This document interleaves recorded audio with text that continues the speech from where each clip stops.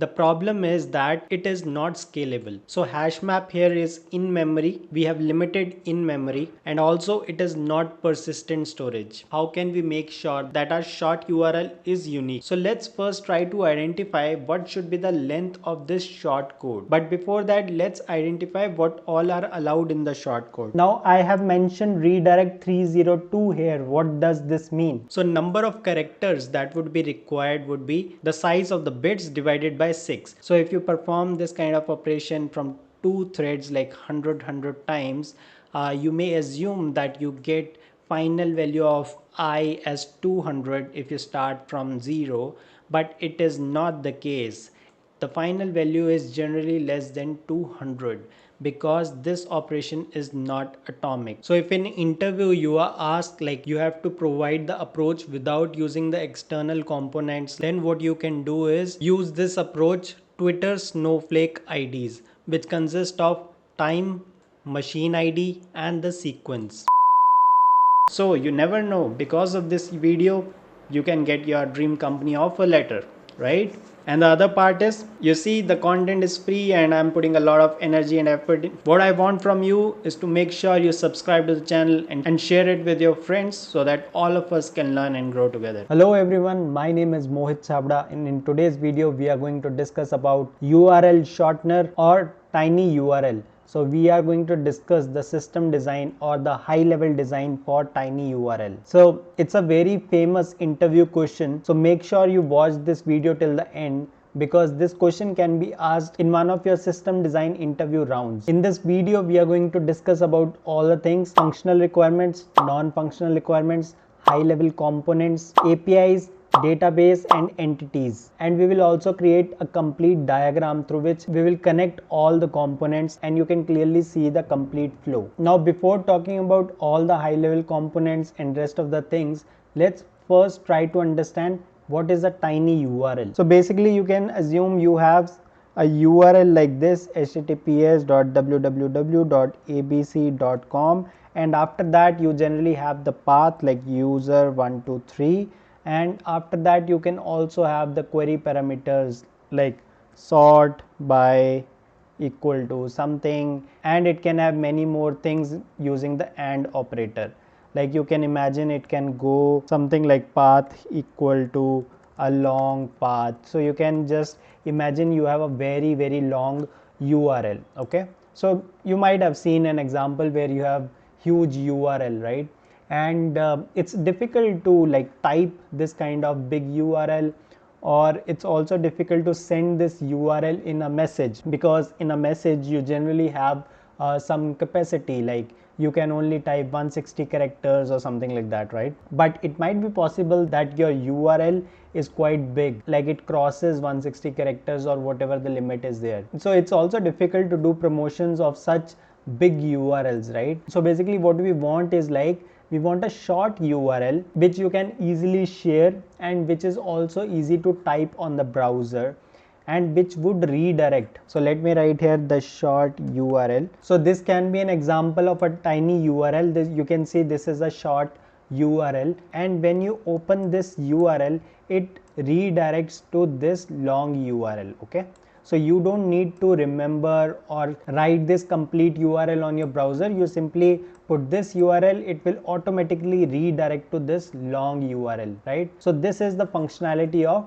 tiny URL, that for the long URL you can create the short URL, and when you enter the short URL it should redirect to the original long URL. If we think at a very basic level, then we have the long URL, and then corresponding to it we will create a short URL. So if we talk in very generic terms without thinking about the system design, we may think like we can keep a hash map kind of thing where the key would be the short URL and the value corresponding to it will be the long URL, because you need to do the redirection from the short URL to the long URL, right? So whenever there is a request with the short URL, you will check the hash map and corresponding to it, you will get the long URL and you can redirect to the long URL. The problem is that it is not scalable. So hash map here is in memory. We have limited in memory and also it is not persistent storage. And when we talk about the big systems like Instagram, YouTube, Netflix,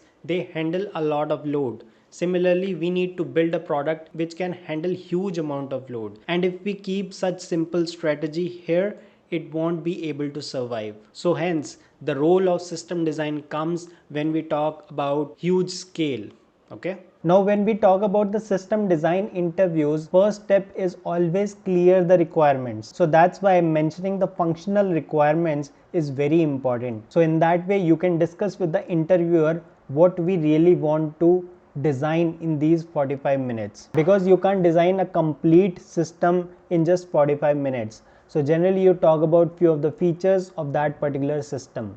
So that's why first of all we will talk about the functional requirements. Okay, so as I already explained it to you what a tiny URL kind of system does, so the basic functional requirement would be that the user should be able to submit a long URL and receive a shortened URL version, right? Just example like this is the long URL and this is the short URL. So user should be able to create a short URL. Now in that we can have optional kind of requirement which is not that mandatory or important. That is like user is also able to provide the custom alias. So here you can see the short URL, but optionally the end user is also able to provide the custom alias, like custom preference of what kind of URL should be there, right? But that's an optional requirement, it's not a mandatory thing. Another optional requirement can be, we can set the expiry date of the short URL. Okay, and apart from this functional requirement, another functional requirement is that user should be able to access the original URL by using the short URL. So just in case the short URL is not able to redirect to the original long URL, then there is no use of creating the short URL, right? So that's why when you have the short URL, it should be able to redirect to the original long URL, correct? So these are the two major functional requirements on which we will focus on in this video. So first one, like user is able to create the short URL, and second, when the user hits the short URL, it should redirect to the original long URL, right? So we will focus on these functional requirements only. Now after the functional requirements, let's also talk about the non-functional requirements. You know, in the interview you start with the functional requirements like those we have already discussed, and then the next step is always to discuss about the non-functional requirement. So the first non-functional requirement for this tiny URL system design question is uniqueness of the short URLs. So basically you will create the short URLs, right? The main fundamental is that you should be able to create unique short URLs for every long URL. So two long URLs should not map to the same short URL, right? So that is one of the major non-functional requirements of this question, that our system should be able to create unique short URLs every time. So after that, the next non-functional requirement is low latency, which means say the user has the short URL. Now from the short URL, you are able to redirect to the long URL in minimal time. Okay, so low latency means the redirection time here. And another important point is, because the non-functional requirements generally are quite generic, like low latency, high availability, high scale, all such things. So it's important that you tell to the interviewer specific to your system. Like for example, I told you low latency means here like redirection takes very small amount of time. And another good thing that you can do is like provide the numbers. For example, if I say the latency is lesser than 100 milliseconds, which means the short URL will redirect to the long original URL in less than 100 milliseconds. So it's a good habit if you can tell this in the non-functional requirements. Okay, apart from uniqueness and latency, another point is high availability. So our service should have availability more than 99.99%. And last but not the least, our system should be able to handle high scale. Like your system should be able to handle so much scale. For example, it can create billions of short or tiny URLs. Okay, so these are the non-functional requirements. So we have discussed both functional and non-functional requirements. Now before moving to the entities, database, APIs, I would like to discuss the high level components, and during that phase I'll also cover some of the other things like the entities, the APIs and rest of the stuff.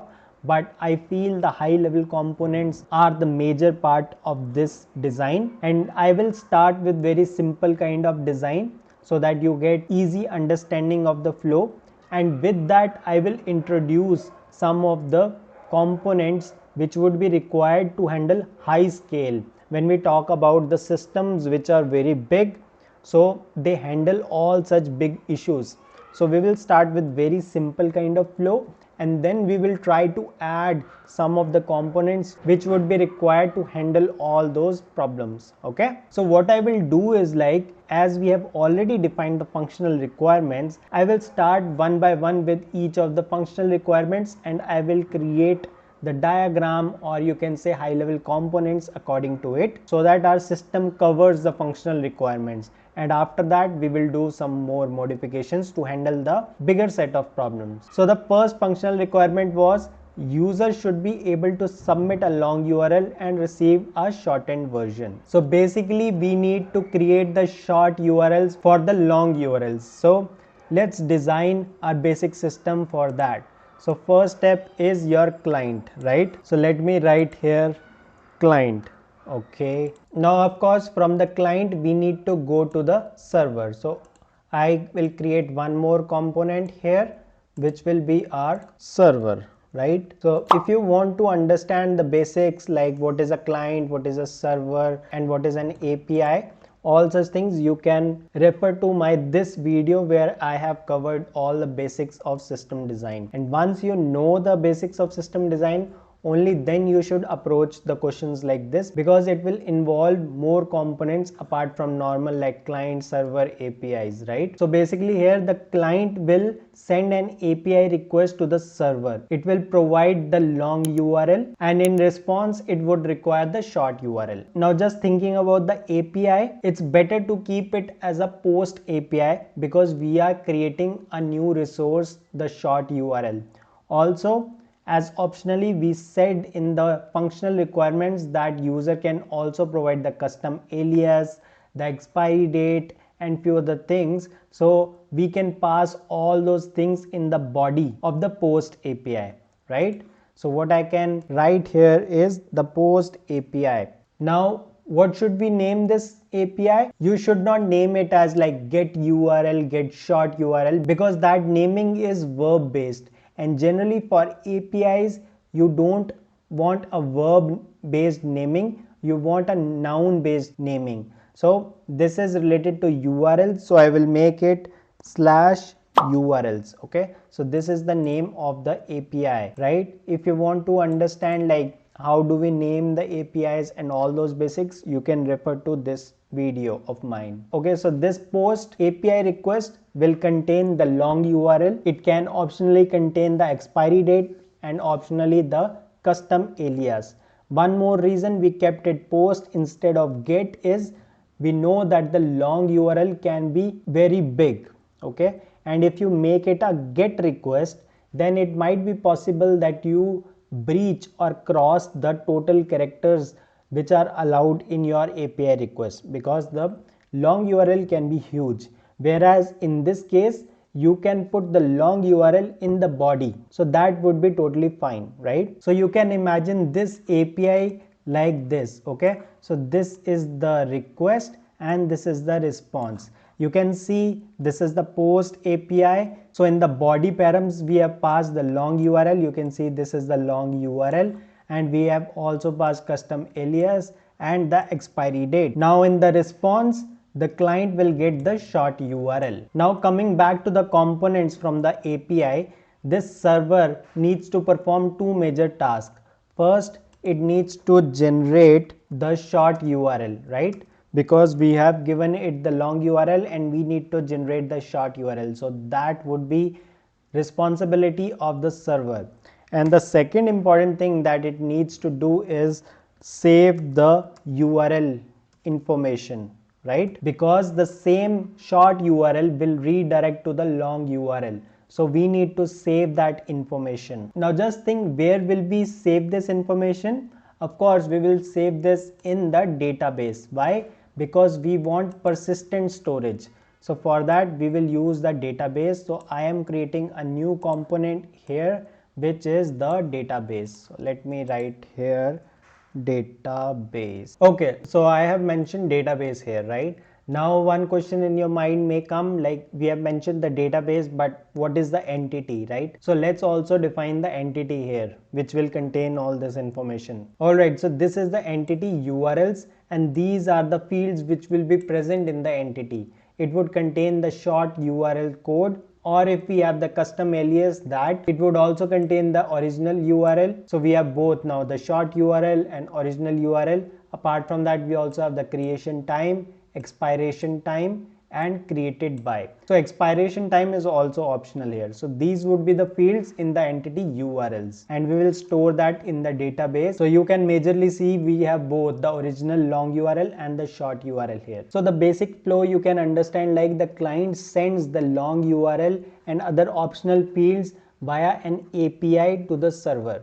Now server will basically validate whether the long URL is actually valid or not, and then it can also check whether the long URL is already present in the database records or not, right? Because we are maintaining the long URL and the short URL. So in case that already exists in our DB, so we already have the short URL for it. But just in case it's a new valid long URL, what the server needs to do is generate a new short URL for it, and it will save that all information in the database, right? So this will be the generic flow. Now you can see, like, we have kept our system very simple. I did it intentionally so that you are able to understand the basic things in the beginning, and then we will try to handle other complicated and complex things. Okay, so basically this flow handles our first functional requirement, where the user is able to submit the long URL and able to receive the short URL.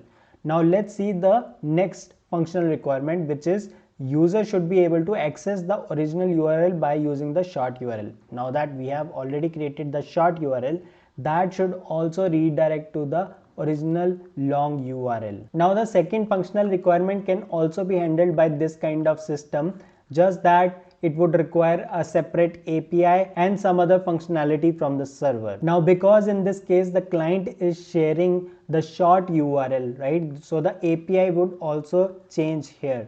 Let me define a new API for that. So the API this time would be a get API, because we are not creating a new resource this time. We are just sharing the short URL based on which it should redirect to the original long URL. So in this we will pass the short URL. Okay, so we are passing the short URL in the get API. Now once the server receives this request of particular short URL, it needs to perform some tasks. Like in the first case, server did some of the tasks. In this case also server needs to perform some of the tasks, which would be number one, look for the short URL in the DB. Okay, so it will check the short URL and corresponding mapping inside the database, right? Because we have maintained short URL and original long URL in the database, right? So it will check that in the DB. And then the next step it needs to do is redirect 302 to original long URL, right? Basically once the server has the long URL, it needs to redirect to that original long URL. Now I have mentioned redirect 302 here. What does this mean? So basically 301 and 302 are basically two of the status codes which are related to redirection. If you want to know more about the status codes, you can refer to this video of mine. Now basically 301 status code means permanent redirection, which means browser will cache the response, and next time for the same request it won't go to the server. It will be directly returned back from the browser as it is cached in the browser. Whereas 302 means temporary redirect, which means the browser won't cache the response. So next time also it will come via the server. So server is making the decision to making a redirect on temporary basis. Okay, so that's why I mentioned here 302. So it's a temporary redirect. We are not giving the complete power to the browser. Why we are doing that? One of the reasons can be we have kept the expiration time. Like as an optional feature, we have provided that you can provide the expiry date of the short URL. Okay, so your short URL may change after some time. Just in case we kept it as 301, that is a permanent redirect, then the browser may use the old expired URL, which is not correct, right? So that's why one of those reasons we are using 302, which is a temporary redirect. Now it's an important thing because this complete system design revolves around the redirection. So you should mention that we will use 302 redirection here. Okay. In short, basically these are the status code which you get in the response. So 301 means the permanent redirect, whereas 302 means the temporary redirect, and we would do the temporary redirect here so that the power remains with the server and not with the browser's cache. One more use case of 302 redirect is like, because it's always going through the server, it will also help in the analytics. Okay, so all the data that you have, like which all requests came and how many times you did the redirection, how many times a particular short URL was used, all that kind of stats and analytics can be performed by using the 302 redirection, which is the temporary redirect. So here you can see this one is for the write kind of request, whereas this one is the read request, correct? Because here the user is providing the short URL which wants a redirect, whereas in this case we want to generate a new short URL. So this one is for read and this one is for write request. Again, for write request, I have mentioned these are the functionalities that would be performed by the server, and similarly these are the functionality that would be performed by the server in read case. Okay, overall you can see we have kept our complete design very simple till now. So this has covered our functional requirements, but now let's also check about the non-functional requirements. Our first non-functional requirement was uniqueness of the short URL. Okay, that each short URL that we create should be unique. If we see here in the right part, we just mentioned server should be able to generate the short URL, but we did not define the logic. How are we making sure that the generated URL is unique? We need to work on that part. Let's think about it now. So now let's talk how can we make sure that our short URL is unique. But before that, I'll also talk about like we need to make sure that the tiny URL is actually short. So this is an example of tiny URL. You can see this part will remain common because it is the domain of tiny URL. Okay, and this part is actually the short code that we are generating for our long URL. So let's first try to identify what should be the length of this short code. But before that, let's identify what all are allowed in the short code. So we can use A to Z capital letters in the short code. We can also use small alphabets like A to Z, and we can also use numbers 0 to 9. So if we calculate these, A to Z means 26 alphabets, right? Similarly, A to Z in small also means 26 alphabets. 0 to 9 would count 10. So it makes total as 62. Okay, now of course we can take much more things apart from this as well. We can include more special characters, but these are kind of enough because in most of the URLs you will see only these kind of combinations. So with this we have defined like what all can be part of the short code, right? And using this we can determine what should be the length of short code. So if we take the length of short code as 7, it would create 62 power 7 combinations, which is more than 3.5 trillion. So you can use or form more than 3.5 trillion tiny URLs using this, which is more than sufficient for us. This will be easier to understand for you using this example. Say we talk about 1 billion. So this is 1 billion. If we represent this in base 62 form, why base 62? Because here we have formed what all can be part of the URL, and that comes out to be 62. So if you do base 62 encoding of 1 billion, that would simply come out as this. You can see this is just 6 digit short code. So that is why 7 digits are more than enough, because with 7 digits you can create more than 3.5 trillion short code combinations. Okay, so with this we have decided what all characters will be part of our short code, that is 62, and that also provides us one of the mechanism we can use base 62 encoding, and using that we can simply keep our short code of length 7, because that would be enough to create a lot of short codes. Now that we know that the length of short code is 7, let's try to make a strategy that all the short codes are unique as well. So let's discuss few of the approaches. Okay, so say this is the long URL. Now we want a short code of length 7, right? Now one of the very basic or brute force kind of mechanism can be, you can simply pick the first 7 characters of the long URL, but that won't solve the problem, because you can see this part will be common for all of the long URLs related to LinkedIn, right? So this strategy of simply picking the first 7 characters of the long URL doesn't work. Now the second approach can be, for every URL you can generate a random number. So we can use the mat.random kind of function to generate the random number, and then we can do base 62 encoding of that. This looks good, but again there is some probability that whenever you are creating a new random number, it may collide with some old number. Like for example, you created one number and after a while you created or generated another random number, and because the number of digits are 7 only, there are some chances that there can be a collision, and we don't want collision, because our problem statement is that we want to generate the unique short codes, right? So if we use this way,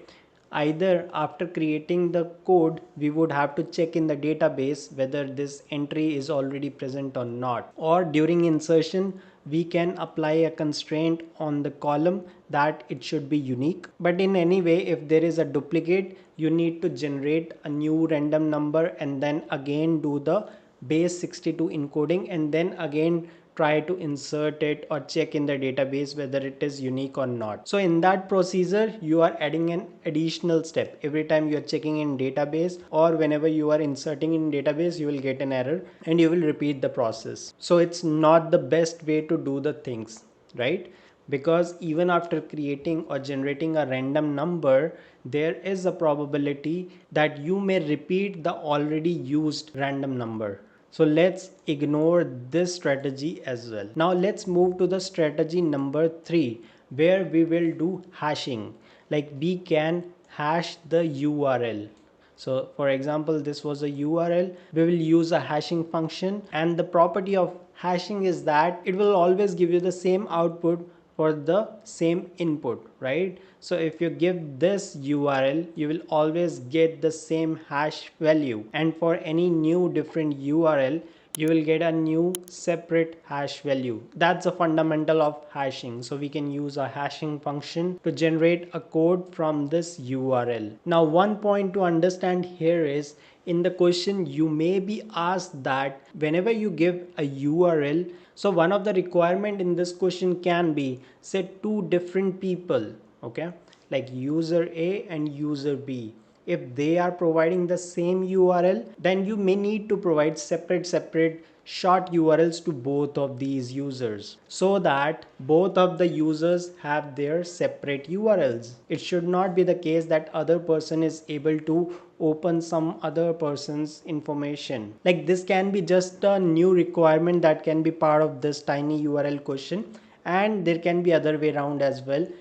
If you are given the same URL, irrespective of the user, you should always create the same short code. Okay, so it depends on the interviewer, but you may have that kind of requirement. So just in case you get that requirement, then you of course need to do some modification in the strategy, because if two people provide the same URL, same hashing function will provide the same output. So in that case, what you can also do is like add a salt to the URL. Salt is generally a random kind of number that you can append to the URL, or you can also do something like the ID, user ID, you can append to it and then put that in the hashing function, so that if two different users passing the same URL, after appending their different IDs, you get a different URL and you will get a different value from the hashing function for both of those. Okay, so you can do that kind of stuff. So first we can do hashing. So you will pass the complete URL in the hash function that will give you the value, and then you will do the base 62 encoding of that hash value. Okay, so let's see drawbacks of this strategy, where we will use the hash function on the long URL and then we will do the base 62 encoding. The biggest problem is that when you do the hashing of the long URL, it returns you a very long hash. For example, you will use the algorithm like SHA-256. So it will return you the output which is 256 bits, or you can say 32 bytes. So even after doing the base 62 encoding, you will get roughly 43 characters long output. You can see the math here, but I'll also give you a better way to calculate it. So basically, because we are doing base 62 encoding, so the bits per base 62 character will be log of base 2 of 62, and log of 62 with base 2 is equivalent to 5.9542, or you can say 6. So number of characters that would be required would be the size of the bits divided by 6. So when we say like SHA-256 hashing will give you 256 bits of hash value, then the number of characters that we will get after doing the base 62 encoding of that hash will be 256 divided by 6, which is around 43 characters. Okay, so we are getting the output even after doing the base 62 encoding as 43 characters long. But you know, we want to keep the short URL short, right? We thought of keeping the short URL around 7 characters. So if we use this strategy, then what we need to do is like we need to just pick the starting 7 characters from these 43 character long output. Like this 43 character long output was always unique because we were applying a hash function on the long URL, and the fundamental of hash function is that it will always provide you a particular value corresponding to the input. Okay, so whenever you give that input, you will get the same hash value. So in case your long URL is unique, so the input is unique, so the output, the hash value was also unique, and then you do the base 62 on that, that would also be unique, right? But the overall value is like 43 characters long. We wanted our short URL to be unique as well as short. We can't afford 43 characters, so we will pick like first 7 characters. But when we pick the first 7 characters, we are able to get the short code, but now it doesn't assure that it is unique, because now it can collide with any other short URL that we created in a similar way, because the 43 characters combination is unique. But if you just pick the starting 7 characters, they might be same for multiple other short codes as well, right? So every time you are doing this, you need to check in the database first whether this 7-digit code is already present or not. And again, it is adding one more step to your complete procedure, and also hitting the DB every time is not a feasible option.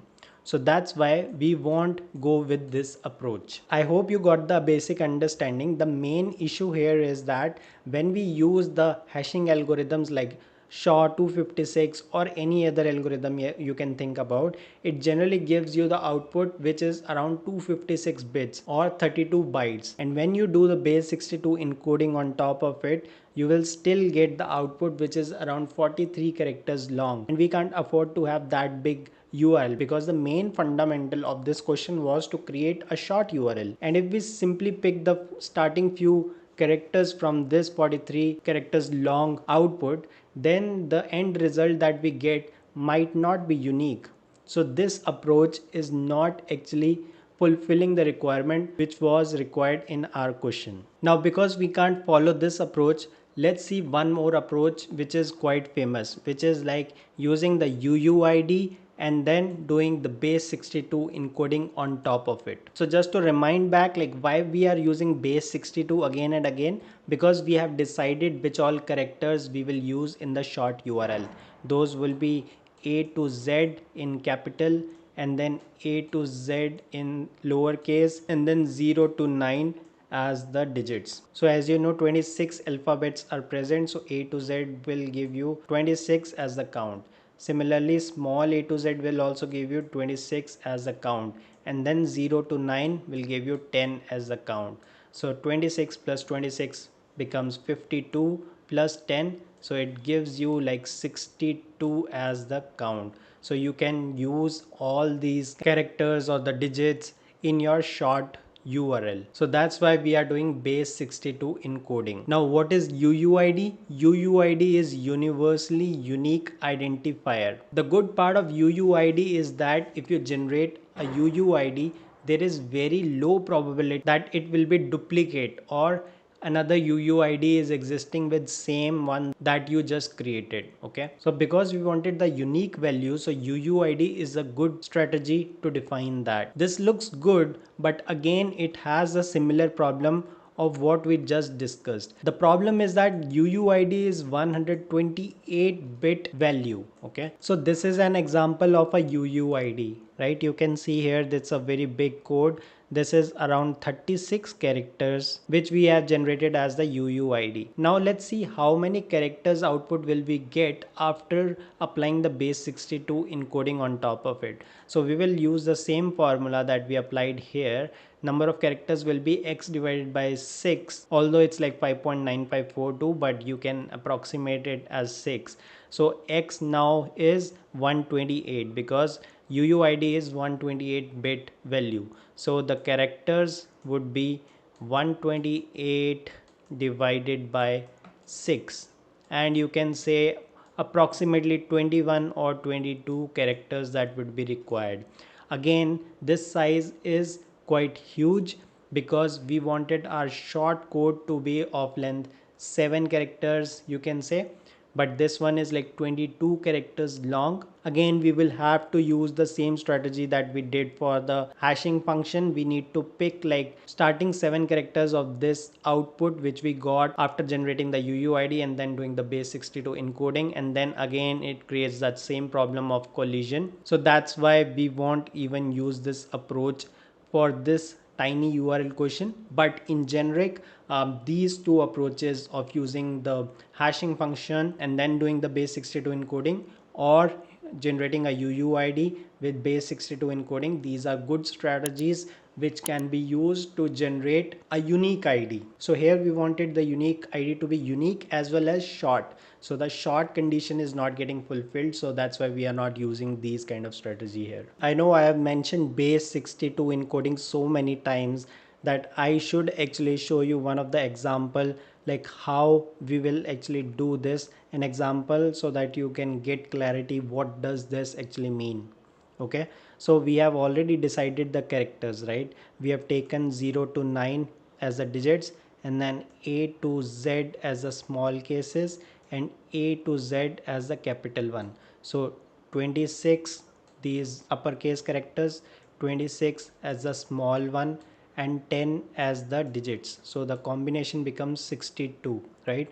So you can do the indexing in this way. So 0 is assigned to 0, 1 is assigned to 1. So similarly going forward, 9 will assign to 9, but the A will assign to 10 because 0 to 9 we have assigned to the digits directly. So A will assign to 10, and the capital A will assign to 36 because you have 26 small case alphabets, right? So 26 plus 10, 36. And similarly capital Z will be assigned value 61. Okay, so now let's take an example where we have to do the base 62 encoding of the input given as 125.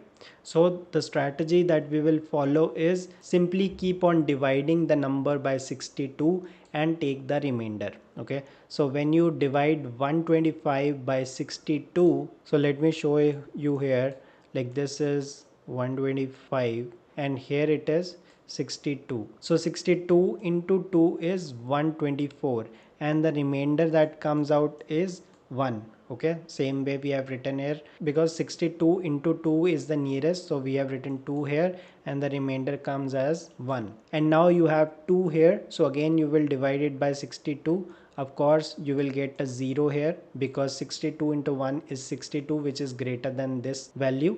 So here comes 0 and the remainder will come as 2 because 62 into 0 is 0, and 2 minus 0 is 2. Okay, the same thing we have written here. So 0 is written here and the remainder is 2. Now what we need to do is like simply take the remainders in the reverse order. So we had 1 and 2, so we need to take in the reverse order. So 2, 1. 21 is the answer. So 125, which was the input, had the base of 10, but when you do the base 62 of it, the value you get is 21. So this logic of actually converting the base, it's not specific to 62. You can do it for any number. You might have done it like converting the base 10 to the binary, right? Binary is a language of 0 and 1, so you basically do like base 2, right? So you might have done the same thing there. So similar to this, where we had like 2 as the base, we are now doing the base 62 because we had like all these digits available. When we say binary, that is the base 2, we have only two things available, 0 and 1. You know, the computer understands the language of binary, that is 0 and 1, and that's why it's quite famous, like you convert the base 10 to base 2. But here we had all these combinations available, so we can use all of these, so that's why we are doing base 62. And it is quite similar to how you do base 2 conversion or any other conversion. So this was just an example so that you get some clarity how will we actually do it. The good part here is, like as I already told you, even if you have the input as 1 billion, the base 62 answer of that would be just a 6-digit number, right? So that's the use of base 62 that we are doing here, so that we can get a short code. Okay, so one more thing that may come into your mind is like we want basically a unique number every time, right? So we can simply do something like in the database, we can simply make a auto increment kind of key, which is kind of, you can say, the primary key, which is unique, right? So we can do auto increment that makes sure that we are always increasing the count, and that's why it's also unique. So why we are not using or following that approach? See, there are many things we have to keep in mind when we talk about the distributed system. As I told you in many videos, when we talk about system design, it's not just one machine. Even when we talk about the microservice, there will be many machines or many servers there will be available, right? Because at every moment we are trying to avoid single point of failure, because if you have only one machine, if it goes down, your complete system goes down, and we can't afford to do that. That's why we are doing system design, right? So that is applicable even for database. You don't have a single DB kind of machine, okay? There are multiple DBs. You generally use master slave kind of architecture and much more, so that you have replicas, so that in case one of the DB is impacted, your system can still work, because there are other replicas that can do the work. So when we do this auto increment, the one problem is like you have multiple replicas, you have multiple instances of DB. So we would like to have a centralized kind of system which handles everything. If we provide the handling to all of the units, then there might be a chances of collision, right? There should be a centralized distributed system which can handle it. One more point is like, if for every request you are hitting the DB, you are putting a lot of load on the database, and that is not feasible, right? Anytime a long URL comes, you are dependent on the DB to get this auto incremented value, and that is not a great solution. So that's why we are not following this approach, because as you scale, you need to think about all such scenarios, right? But let's try to identify if we can use even better kind of approach. So let's talk about the approach number 4, which is going to be a great approach. Okay, so basically what we want is to create the unique URLs, right? So what we can simply do is maintain a counter. Okay, we can have a counter, and we can increment the counter based on the new URL that we get. Okay, every time you get a new URL, you can increment the counter, and then on that counter you can do the base 62 encoding. As we are increasing the counter every time, so it makes sure that the counter is unique, and then after that we are doing the base 62 encoding. So even if the counter number becomes very big, base 62 is ensuring that it remains under 7 digit.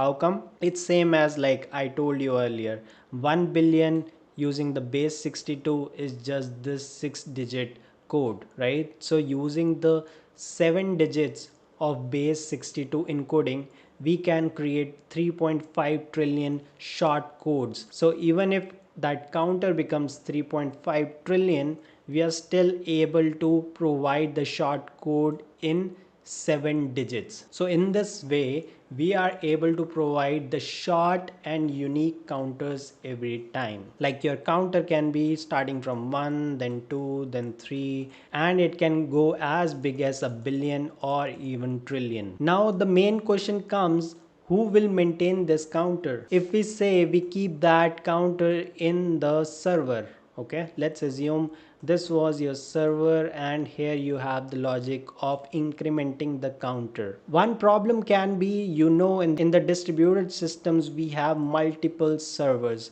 For one microservice we will have multiple servers which will perform the task. So how will we make sure that the counter is providing us the unique values every time? Because we can't keep the counter in each of the server, right? Then there would be an issue of uniqueness again. What we want is a separate system which can maintain this counter, and we can simply use this counter from the microservice from this separate system. So what we want from this system which maintains the counter is that it should be distributed, because in system design we need to make sure everything is distributed so that there is no single point of failure. And we need to also make sure that the increment operation is atomic. You might have already seen in cases of multi-threading that when you do, like for example, I++, right? So this is not an atomic operation. If multiple threads try to do kind of increment operation like this, it can cause issues. So if you perform this kind of operation from two threads like 100 times, you may assume that you get final value of I as 200 if you start from 0, but it is not the case. The final value is generally less than 200 because this operation is not atomic. If you want to understand that kind of logic in detail, you can refer to this video of mine where I've explained this issue with complete clarity and an example. Okay. So why this happens in short? Because I++ is not a single kind of operation. It is kind of combination of three operations. It reads from memory, it increments it, and then it writes in the memory. Okay, so when multiple threads are reading from memory, they can read the old value and they can perform the increment on the old value. So for example, the value was 7, okay, and from two threads you are trying to do. So if you're doing from two threads I++ two times, you would want the result as 9, but it may not become 9 because both of the threads may read it as 7 from the memory, and then both can do the increment as 8 and then put that in memory. Okay, so such kind of issues can come because it's not an atomic operation. So you can refer to this video for complete details, but in short, what we want from this system is that it should be distributed and the operation of increment should be atomic. So what can be used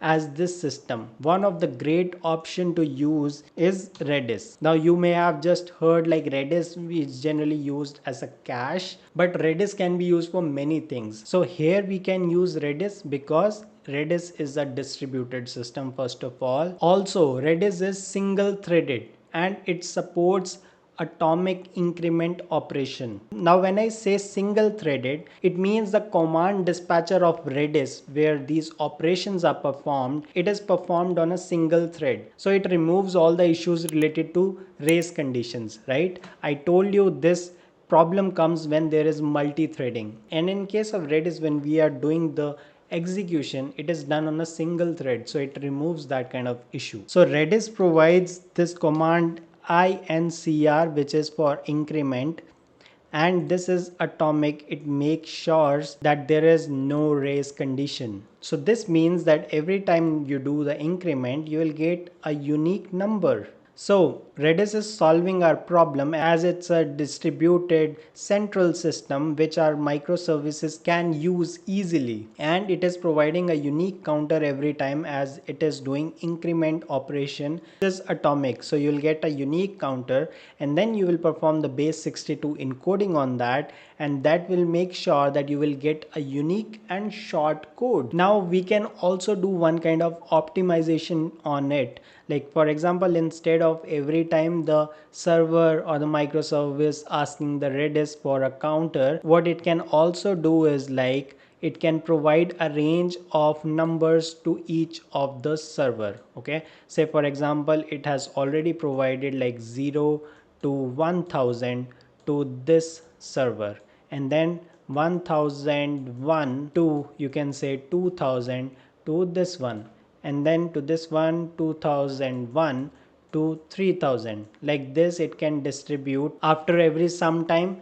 This process can happen. Now each of the server has its set of ranges out there, and it can directly use those instead of every time asking Redis for a number, right? So the server can simply use this kind of range directly, right? And we can imagine, say for example, one of the server goes down, then Redis or any system does not need to keep a track or worry about this range, because you can see this is just like range of 1000 numbers, and with the base 62 we can create 3.5 trillion kind of combinations. So we don't need to worry about all these small ranges.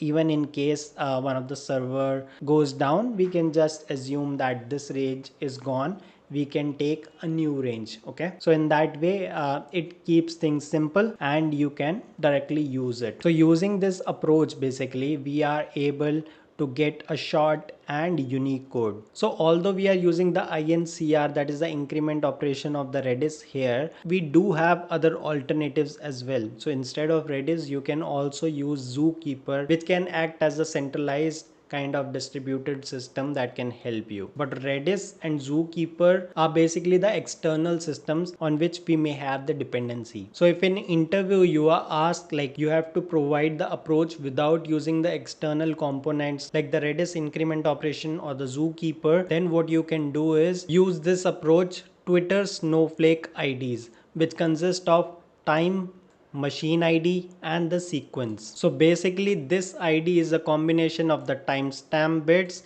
and the machine ID bits and the sequence bits. So you can see first we are including the timestamp. So with every change in second, this part would change. And also we are adding the machine ID here so that we can use it in the different machines, so that all the machines can create this kind of ID. And because the machine ID will be different, there is no chance of collision, right? Because this complete ID is a combination of timestamp and machine ID and the sequence. Why sequence is required? Say on a particular second you get multiple requests on one machine, right? So in that case this part would be common, this would be common, but this would be different. So you will maintain a local counter in your machine that will keep on incrementing based on the request, and once you reach to the next second, automatically you will reset the counter to 0 again. So the good part of this approach is it is 64 bits value. Okay, so till now we have discussed about like the hash, which provides you 256 bits value. Then we also talked about the UUID, which provides you 128 bits value. This one provides you 64 bits value. And if we talk about number of characters which we will get after encoding these like 64 bits value, that will be 64 divided by 6, the same approach that I told you earlier, the same formula. Basically that would be around like 10 characters. Of course we wanted to make it like 7 characters, but still it is not like you're getting 22 characters or 43 characters. Still it's kind of feasible kind of thing that can be done, and a lot of big systems use this kind of approach, which is popularly known as Twitter Snowflake IDs. So if I show you like what are these 64 bits which are involved in this, like I told you about the three components, the timestamp, machine ID and sequence. So for timestamp we have like 41 bits where it can tell the time in custom epoch in milliseconds. Okay, and then we have the machine ID, which contains the worker and the data center, which will identify the particular generator node, or you can say the particular machine, because now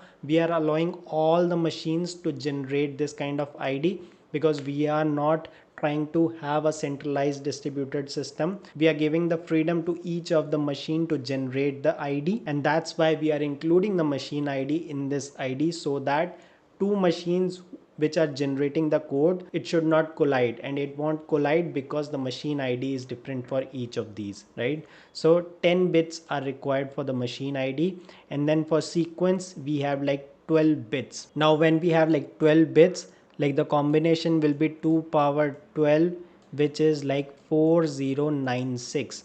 That means like every second you can create around 4096 IDs per machine. Okay, just in case you are getting more requests than that, then you can put that or delay that for the next second, because every next second the counter will again restart from 0, and then you can pick that part, right? So apart from these, there is one more bit, which is the sign bit, that will be 0 by default, but it is kept just for case like you are getting the limitations of the total. So you have this sign bit, you can convert it as a negative also, so that you have more combinations in the future. So here it is, the first one is the sign bit, and then you have the 41 bits as for the timestamp, 5 bits for the data center ID, and 5 bits for the worker ID. So combined it gives you the 10 bits for the machine ID, and then you have the 12 bits for the sequence. So based on this, each of the machine can create the ID, and it solves the problem of the centralized system.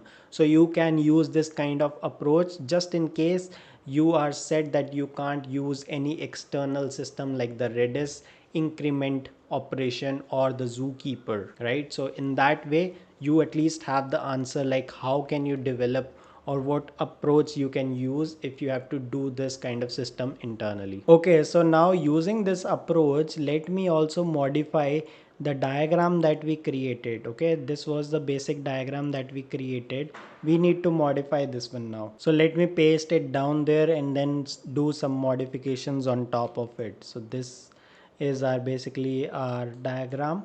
Okay, let me remove this part and this part. So first of all, let me modify it to as service, and because we were talking about the write operation, let me also write down the write service. Okay, this is the service that we will use for the write operation, right? So what it will also require is the global kind of counter. So let me define here as the global counter, and what we can use for this is we can use Redis here. Okay, so basically whenever the long URL comes, the write service will get the unique counter from the Redis, and then it will also perform base 62 encoding. So let me also write it down that inside this service we are going to do base 62 encoding.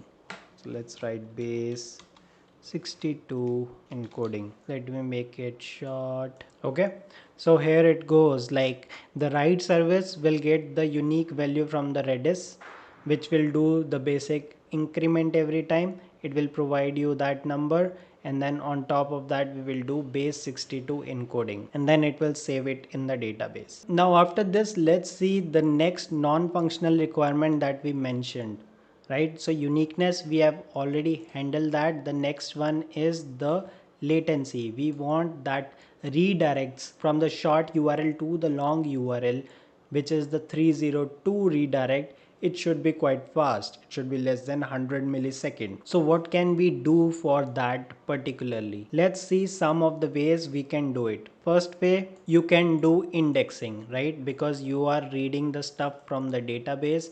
So indexing generally helps to make your query fast, right? So you can imagine indexing in real life terms, like for example, when you open the book in the beginning, you get like this chapter, that this page, second chapter this page, third chapter this page. So you don't need to go like one by one to that page. You know the number, you can directly go to that page directly, right? And you can switch to that chapter directly instead of going one by one to each page, right? So in similar way, indexing really helps to make your query really fast. So basically we can identify the main columns on which we can apply the indexing, and then when we query on those indexes, because you would know like where you are getting the most of the queries, so on when you apply indexing on that, it will make that fast. This is good, but this is not great. Why? Because like you are still reading from the SSD kind of memory, right, which is not that fast. And when we talk about huge scale, like big systems, you have a lot of reads operation that are happening. So for every time if you are hitting the database to get the results, it's not a good approach and your system completely will go down. So it's not a good approach. Like indexing, yes, you can do it to improve your query, like it will make your DB queries quite fast, but you can't rely only on indexing. When we talk about that big scale, okay, we need to perform much more than that. So we are going to talk about the second approach now, which is caching. Okay, so you can cache the results so that next time if the same short code is hit, you don't need to hit the DB again. You can simply pick it from the cache. What we can use for caching? We can use Redis. Okay, Redis is a very famous kind of distributed system which is used for caching, so we can use that. Now how is it better than the DB? So this is a basic information. Like when we talk about the hard drives, the SSDs are much faster than those. Okay, so SSDs you might have seen, like your laptops nowadays are SSDs as compared to the hard drives, right? Generally you get like 1 TB SSD or 512 GB SSD, all that kind of stuff. So SSD is faster than HDD, but in memory, like use of RAM is much faster as compared to even SSD. Okay, so let me write it down here, RAM, RAM. Okay, so the Redis, it uses the in memory, so it uses RAM operations which are much faster. So that's why when you are using the cache, we are picking the things from the RAM, which is in memory and which is very fast. So in this way we are also reducing the load on the database. So for each of the requests, we are not going directly to the database, we are first checking in the cache. If it's already present in the cache, we are not going to check or hit the database. We can simply return the results from the Redis cache. Now generally the cache, we use the LRU kind of strategy, which is like whatever is least recently used, we can make that out of the cache. So if user searches for something, that is the latest kind of search, so that remains in the cache, and whatever is the least recently used, that gets out of the cache. Now caching is good, but can we do something even better? Yes, we can do. We can also use the CDNs here. Okay, CDN is content delivery network. So the use of CDN is that if you get the data from CDN, you don't even need to enter the infra or your servers, microservices, all that stuff. You don't even need to go there. You can simply pick the stuff from the CDN, which is the most nearest to the user. Now CDN basically is located at all the geography locations. So in that way it can serve the nearest kind of user. So you can imagine like CDN would be also present in India, in US, in UK. So any user who is trying to search something, redirect the short URL to the long URL from India, they will get the response from the nearest CDN. So when you get the response from CDN, you don't even need to enter your complete this infra like the servers, database, and all that stuff. So in that way that would be really helpful.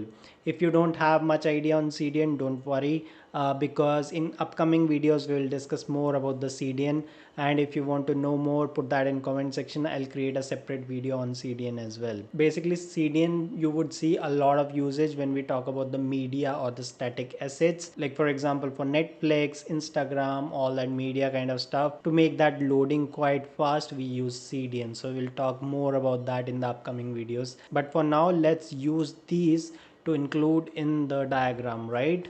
So let me just copy this and then paste below so that I can modify it for you. All right, so this is our original diagram. Okay, so we need to include the caching layer, the CDN layer, and the indexing we will mention here. Okay, so first let me put here the indexing part that we just discussed. Okay, so let me write here indexing, right?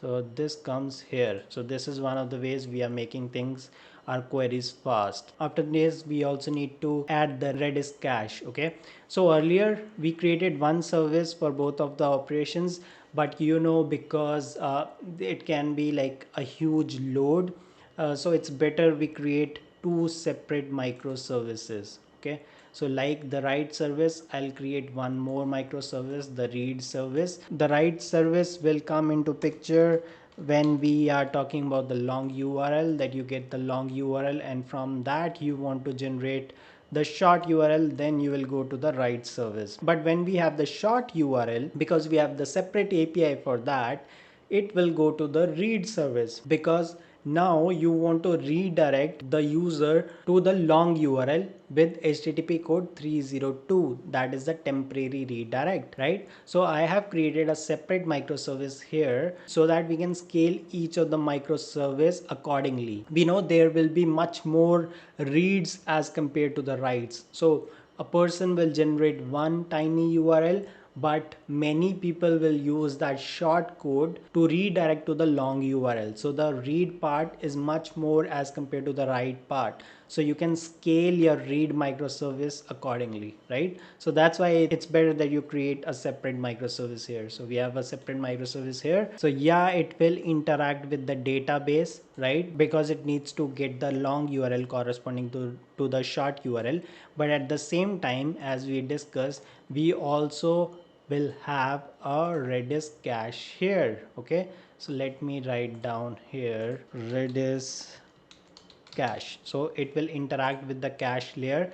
In case it gets the data from the cache, it can simply use that, otherwise it will pick it from the database, right? So we have included indexing and Redis cache. What we also want to include now is the CDN, right? So let me also put that here. CDN would be the layer here which the user can directly interact with. Okay, you can see if we are using the CDN, we don't need to enter our other infra of the microservices, the caching, the database. So all this infra here we are not even entering if we are getting the stuff from the CDN. So client directly gets the stuff from CDN, we don't even need to enter here. Okay, so yes, so that's the use of CDN. So in this way, now we have made our high level diagram better. It is handling the case of short and unique tiny URLs, and it is also handling the case where we are making the redirects quite fast using indexing, the cache, and the CDN layer. Now let's move again back to the non-functional requirement and see what else is left. Okay, we talked about the uniqueness, we talked about the low latency.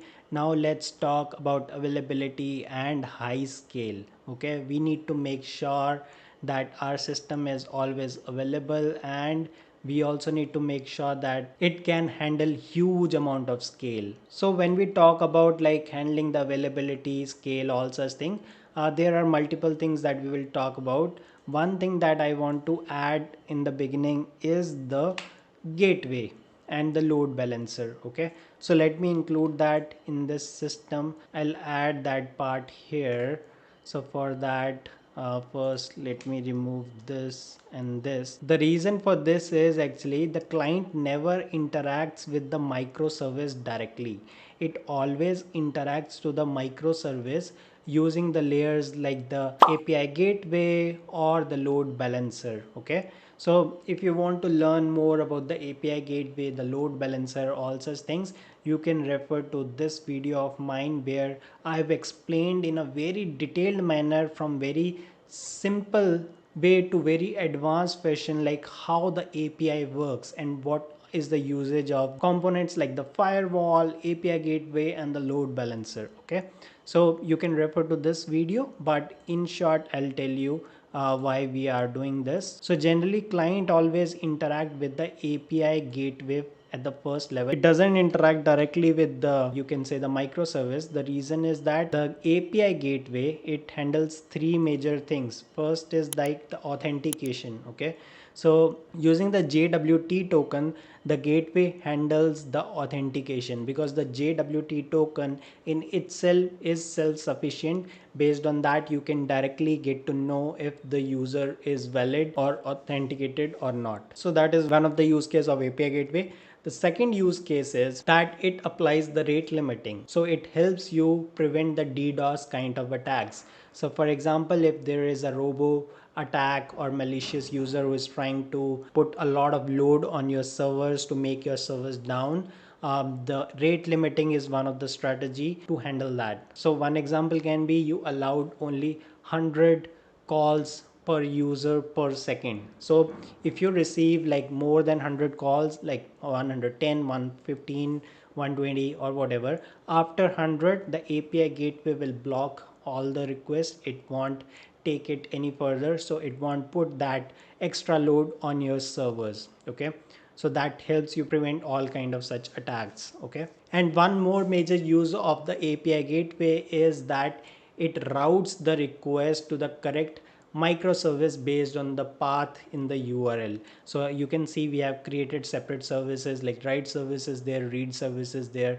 Now how to know like which requests go to which microservice?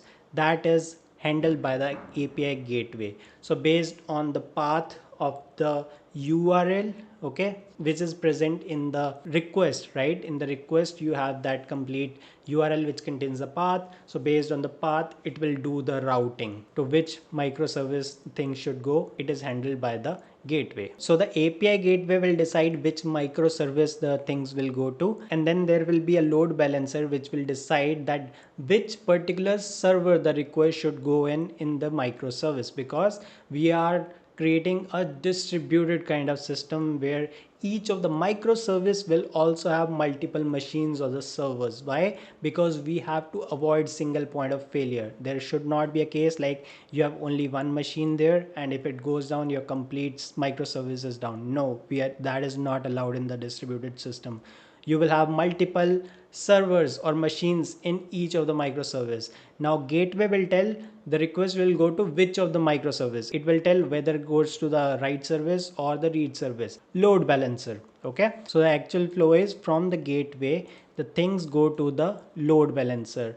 I will simply write here LB. You can understand that as load balancer, and then the further the request will be redirected to the particular servers. Okay, this happens. Now in interview you can like skip this load balancer as an extra additional kind of component. Client, if you simply make the diagram like client gateway and then connecting with the microservices directly and just telling that it will happen via load balancer, that is also fine. If you want to create, that is also good. If you want to know more on the complete components, firewall, gateway, load balancer, again refer to this video. This I feel is an amazing video where you will get the fundamentals of like complete system design in very good detail. So I feel like you must go through this video. This will give you a lot of confidence in terms of system design. All right, so this is the basic flow that will happen. So gateway, load balancer, these are helping you so that you can handle that kind of load and scale and have that availability. Apart from that, also there are generic things you need to keep in mind. As I already told you, system design question, you always need to make sure everything is like distributed. So this like service, when I say it's not just one server, multiple servers. Okay, multiple machines are there everywhere. And even for the database, there will be like database replication. It's not like you have just one kind of system out there. If it goes down, everything is down. No, you have like replication. Okay, there will be also the backup of the database. So generally we follow the technique like master slave architecture in database. Like there is one master and there are multiple slaves. Okay, so all kind of systems happen, like there will be replication. It's not like single system out there. And in similar way, each of the component that we defined, it's a distributed system. Okay, so there are multiple machines involved in everywhere, so that there is no single point of failure. So this is kind of overall, you can say, the the diagram, the high level diagram of all the components that will be involved in this tiny URL system design. Of course, like as I told you earlier, the APIs and the entity, you also need to mention those. I already put those in the beginning, so I did not add it here. So this kind of stuff like the APIs and also the entity, this one URLs, you need to mention it there. So what I can do it like copy from here and put it there so that the complete diagram is visible to you. So all right, so I've added the APIs and the entity here as well. You can clearly see the write service will come into picture when we are talking about the post API, which talks about the URLs, whereas the read service comes into picture when we are giving the get API, which is passing the short URL, because read service will redirect to the long URL. And also here for the database, you can see I've mentioned the entity and the corresponding fields that will be part of that entity, right? So this is kind of the system design diagram that you will form in the interview. Okay, so you can see we have covered all the functional as well as non-functional requirements in this complete flow. All right, so if you have any questions, put that in the comment section. I'll try to help you out with that, right? I would say don't overthink. If you have any questions, of course you will come up with many questions when you try to understand the system design. It's good that you put that out, put that in the comment section. Don't worry what kind of question is this or whatever. It can be a very basic kind of question as well, just learning the things. It's totally fine. Put that in the comment section. I'll try my best that I can help you with that part. All right, if you found this video helpful, press the like button, share it with your friends so that all of us can learn and grow together, and make sure to subscribe to the channel. All right then, this is Mohit Chabda signing off. Subscribe to the channel and thanks for watching.